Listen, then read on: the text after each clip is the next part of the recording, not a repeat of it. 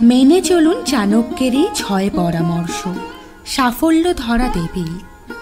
তাঁর লেখা নীতিশাস্ত্রে নানা অমূল্য পরামর্শ দিয়ে গিয়েছেন আচার্য চাণক্য। প্রাচীন ভারতের এই মহাপণ্ডিত ছিলেন একাধারে সর্বশাস্ত্রজ্ঞ, কূটনীতিজ্ঞ, অর্থনীতিবিদ ও দার্শনিক। তিনি যে কোনো বিষয়ের গভীরে গিয়ে পর্যালোচনা করতে জানতেন। জীবনকে বাস্তবতার নিরিখে পরিমাপ করতেন তিনি।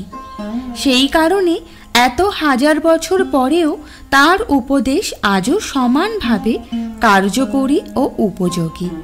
তার লেখা বই চাণক্য নীতিতে 6টি পথের সন্ধান দিয়ে গিয়েছেন তিনি। এই 6 পথ সঠিকভাবে মেনে চলতে পারলে তা আমাদের সাফল্য লাভের পথ সুগম করে।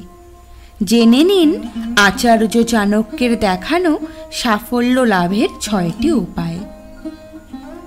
সন্তান সে যে বাবার সেবা করবে, গৃহকর্তা সে যে গোটা পরিবারের খেয়াল রাখে, বন্ধু সে যাকে বিশ্বাস করা যায়, স্ত্রী সে যে সংসারকে সুখে রাখবে। প্রত্যেকে যদি নিজের নিজের দায়িত্ব পালন করে তাহলেই জীবন সুখে ও শান্তিতে অতিবাহিত হয়। নিজের লক্ষ্য অর্জনের জন্য মানুষকে সিংহের মতো আচরণ করতে হবে। সিংহ সবসময় তার দৃষ্টি শিকারের উপর নিবদ্ধ রাখে, শিকারের উপর সম্পূর্ণ মনোযোগ দিয়ে রাখে এবং আক্রমণ করার সুযোগ খুঁজতে থাকে প্রতি মুহূর্তে। সেরকম মানুষকেও তার সমস্ত শক্তি ও মনোযোগ তার লক্ষ্যের দিকে স্থির রাখতে হবে। মানুষের প্রকৃতি খুব একটা সরল ও সাদাসিধে না হওয়াই ভালো। ঠিক যেমন জঙ্গলে সোজা খাড়া উঠে যাওয়া গাছেরাই আগে কাটা পড়ে, ঠিক তেমন চতুর মানুষরা নিজেদের লাভের জন্য আগে সহজ সরল মানুষদেরই নিশানা বানায়। ঠিক যেমন বিষের মধ্যে থেকেও অমৃত বের করা সম্ভব, তেমনি খারাপ সময়ের মধ্যে থেকেও কিছু না কিছু ভালো আছে। ধুলোর মধ্যে সোনা পড়ে থাকলেও তার মূল্য কমে যায় না। ওই সোনা তুলে পরিষ্কার করে নিজের কাছে রাখাই বুদ্ধিমানের কাজ।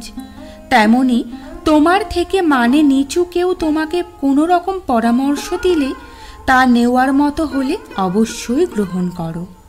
জীবনে কি করা উচিত, কি করা উচিত নয়, তা যে ব্যক্তি নিজের জীবন দিয়ে শিক্ষা গ্রহণ করে সেই ব্যক্তি সর্বাপেক্ষা শিক্ষিত। ভালো ও মন্দের জ্ঞান তার সব থেকে বেশি রয়েছে। এমন ব্যক্তি জীবনে সাফল্য লাভ করেন। ভবিষ্যতের সংকট মোকাবিলা করতে প্রতিটি মানুষের অর্থ সঞ্চয় করা জরুরি। নিজের পরিবারকে রক্ষা করতে হলে সেই অর্থ প্রয়োজনে সম্পূর্ণ খরচ করে ফেলতে হবে। কিন্তু অর্থ হোক বা পরিবার, কোনো কিছুর জন্যই নিজের আত্মাকে বিকিয়ে দেওয়া যাবে না।